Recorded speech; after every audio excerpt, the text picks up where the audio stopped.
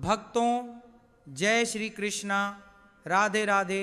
जीवन के भागदौड़ भरे सफर में अक्सर हमारी नज़र घर के किसी सुनसान कोने, रोशनदान या बालकनी पर टिक जाती है। वहाँ हम देखते हैं कि एक कबूतर ने बड़ी शांति से अपनी जगह बना ली है। धीरे धीरे वह तिनके जोड़ता है, एक छोटा सा आशियाना तैयार करता है और उसमें अपने भविष्य के रूप में 2 अंडे रख देता है। ऊपरी तौर पर देखने में यह एक बहुत ही साधारण प्राकृतिक घटना लगती है। अधिकतर लोग इसे अनदेखा कर देते हैं, किंतु क्या आपने कभी रुककर गहरे चिंतन के साथ ये विचार किया है कि इस नन्हे से जीव का आपके घर में डेरा डालना आपके भाग्य और घर के वातावरण पर क्या प्रभाव डालता है? क्या ये महज एक पक्षी की आदत है या फिर प्रकृति की ओर से मिलने वाला कोई गुप्त संकेत? क्या कबूतर का आगमन सुख समृद्धि का द्वार खोलता है या फिर ये आने वाली किसी विपत्ति की आहट है? आज के इस विशेष प्रसंग में हम इसी रहस्य से पर्दा उठाएंगे। सीधा उत्तर देने से भ्रम बना रह सकता है, इसलिए इस गूढ़ रहस्य को हम एक पौराणिक कथा और एक दृष्टांत के माध्यम से समझेंगे, ताकि एक साधारण व्यक्ति भी इसके मर्म को अपने हृदय में उतार सके। समाज में 2 तरह की विचारधाराएं हैं। एक पक्ष मानता है कि कबूतर शांति का दूत है, लक्ष्मी का प्रतीक है, इसीलिए उसका घर में अंडे देना शुभता और बरकत लाता है। वहीं दूसरा पक्ष इसे दुर्भाग्य से जोड़ता है। उनका मानना है कि यह घर पर बोझ बढ़ाता है, दरिद्रता लाता है और समस्याएं खड़ी करता है।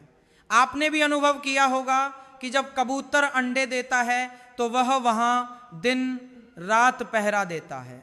समय बीतने पर चूजे निकलते हैं और फिर उड़ जाते हैं, लेकिन इस पूरी प्रक्रिया के दौरान उस घर में रहने वाले इंसानों के जीवन में क्या घटित होता है? क्या तनाव के बादल छंटते हैं या मुसीबतें और घनी हो जाती हैं?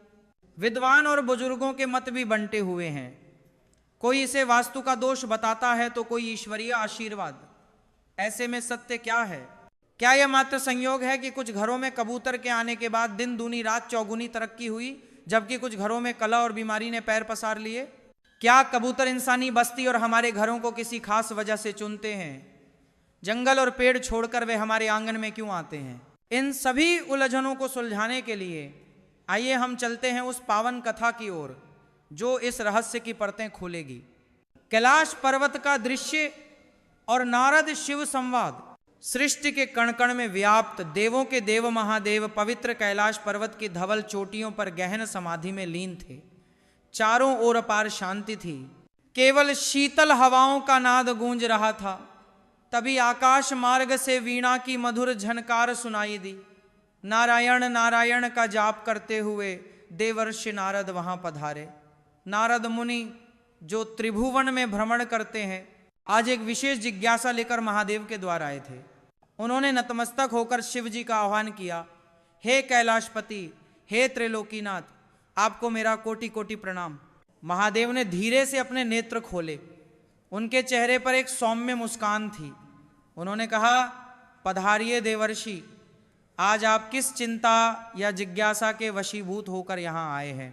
नारद जी ने हाथ जोड़कर विनती की, प्रभु, पृथ्वी लोक के भ्रमण के दौरान मैंने मनुष्यों के मन में एक विचित्र द्वंद्व देखा है।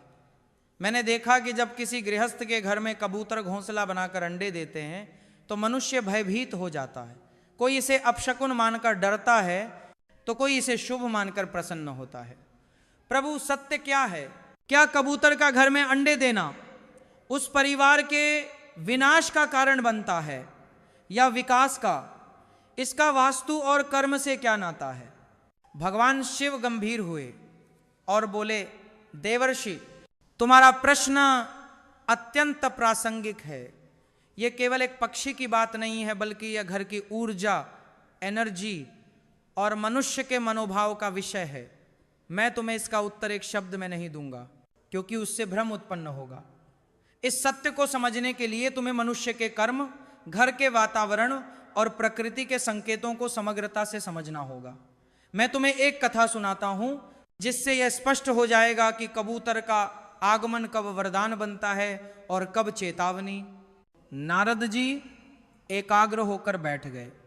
शिव जी ने आगे समझाया, देवर्षि, सबसे पहले यह समझो कि कोई भी जीव, विशेषकर कबूतर, किसी स्थान को चुनने से पहले वहाँ की तरंगों वाइब्रेशंस को महसूस करता है।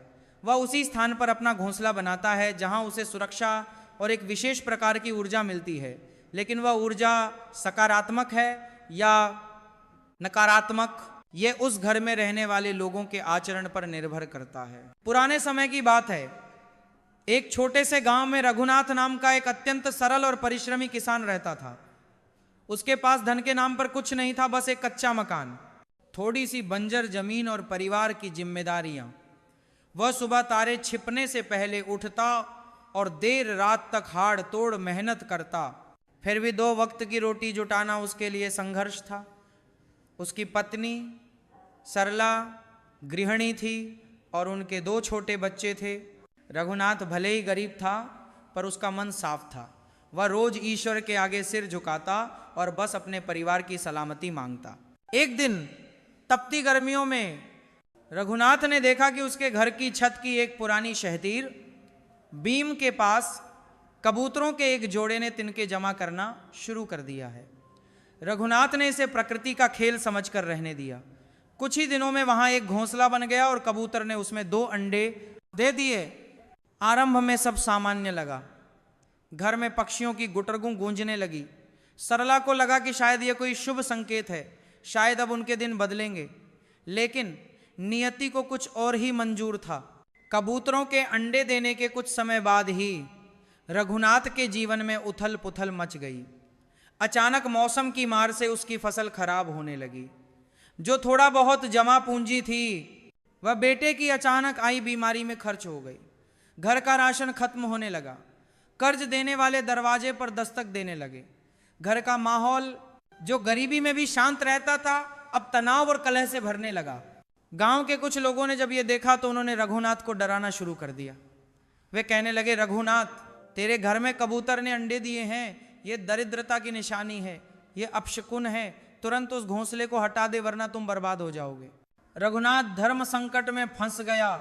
एक तरफ उसकी ममता थी जो एक मूक प्राणी का घर नहीं उजाड़ना चाहती थी, और दूसरी तरफ परिवार की बदहाली। वह सोचता, क्या सच में इन बेजुबानों के कारण मेरे बच्चे भूखे मर रहे हैं। एक रात मूसलाधार बारिश हुई और तेज आंधी चली। हवा के झोंके से घोंसले से एक अंडा नीचे गिरकर टूट गया। अगली ही सुबह रघुनाथ की बेटी भी तेज बुखार की चपेट में आ गई। अब रघुनाथ का धैर्य जवाब दे गया। उसका मन शंकाओं से भर गया कि यह सब उसी अपशकुन का परिणाम है। वह हताश होकर समाधान खोजने के लिए गांव के मंदिर की ओर भागा, जहां संयोग से एक पहुंचे हुए संत पधारे थे। संत का ज्ञान और समाधान। भीड़ को चीरता हुआ रघुनाथ उन महात्मा के चरणों में गिर पड़ा। रोते हुए उसने अपनी व्यथा सुनाई, कैसे कबूतर आए, अंडे दिए और कैसे उसका हंसता खेलता। भले ही गरीब, परिवार मुसीबतों के दलदल में धंस गया। उसने पूछा, महाराज, क्या कबूतर का घर में अंडे देना मेरे विनाश का कारण है? संत ने रघुनाथ के सिर पर हाथ रखा और अत्यंत करुणा से बोले, बेटा शांत हो जाओ। तुम जिस बात को अपनी मुसीबतों की वजह मान रहे हो वह केवल तुम्हारी भ्रांति है। समाज में फैली आधी अधूरी बातों ने तुम्हारे मन में डर बिठा दिया है। सत्य को ध्यान से सुनो। मैं तुम्हें 3 सूत्र बताता हूं। पहला सत्य, बेटा कबूतर या कोई भी पक्षी दुर्भाग्य लेकर नहीं आता, वह तो केवल एक आईना है। जब तुम्हारे घर में कबूतर ने अंडे दिए तो वह तुम्हारे घर की स्थिति को दर्शा रहा था।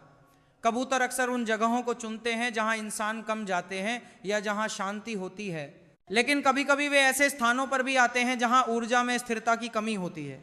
दूसरा सत्य, तुम्हारे जीवन में जो कष्ट आए वे कबूतर के आने से नहीं आए। वे कष्ट तुम्हारे पूर्व कर्मों और समय चक्र के कारण आने ही थे। कबूतर का आना तो मात्र एक संयोग या संकेत था। तुमने उस घटना को अपने बुरे वक्त के साथ जोड़ लिया। इसे ऐसे समझो, जब घर गंदा होता है तो मक्खियां आती हैं। मक्खियां गंदगी नहीं लाती, वे गंदगी होने का संकेत देती हैं। उसी तरह अगर घर की ऊर्जा भारी हो रही थी तो प्रकृति ने तुम्हें सचेत किया। तीसरा और अंतिम सत्य, तुम डर के कारण उस जीव को दोषी मान रहे हो। समाधान घोंसला तोड़ने में नहीं, अपने घर और मन को जोड़ने में है। अगर तुम चाहते हो कि यह संकेत शुभ फल दे तो अपने घर की वास्तु और मन की स्थिति बदलो। घर में साफ सफाई रखो, कलह क्लेश बंद करो, ईश्वर का भजन करो और दान पुण्य करो। जब तुम अपने घर के वातावरण को सकारात्मक पॉजिटिव बना लोगे तो वही कबूतर तुम्हारे लिए शांति और समृद्धि का प्रतीक बन जाएगा। संत ने समझाया कि दोष पक्षी में नहीं, हमारी दृष्टि और हमारे घर के वातावरण में होता है। डर को त्याग कर कर्म को सुधारो। रघुनाथ को जैसे नई दृष्टि मिल गई, उसे समझ आ गया कि उसे कबूतरों से डरना नहीं बल्कि अपनी परिस्थितियों से लड़ना है और घर का माहौल सुधारना है। वह घर लौटा, उसने पूरे उत्साह से घर की सफाई की, मन से डर निकाला और फिर से मेहनत में जुट गया। धीरे धीरे समय बदला और उसके घर में फिर से खुशहाली लौटने लगी। भगवान शिव ने कथा समाप्त करते हुए नारद जी से कहा, देवर्षि, यही इस प्रश्न का उत्तर है। कबूतर का घर में अंडे देना न तो पूर्णतः शुभ है न ही अशुभ, यह एक संकेत है। यदि घर के लोग सात्विक हैं, परिश्रमी हैं और प्रेम से रहते हैं तो यह वृद्धि का कारक बनता है। लेकिन यदि घर में गंदगी, आलस्य और क्लेश है तो ये आने वाली समस्याओं की ओर इशारा करता है।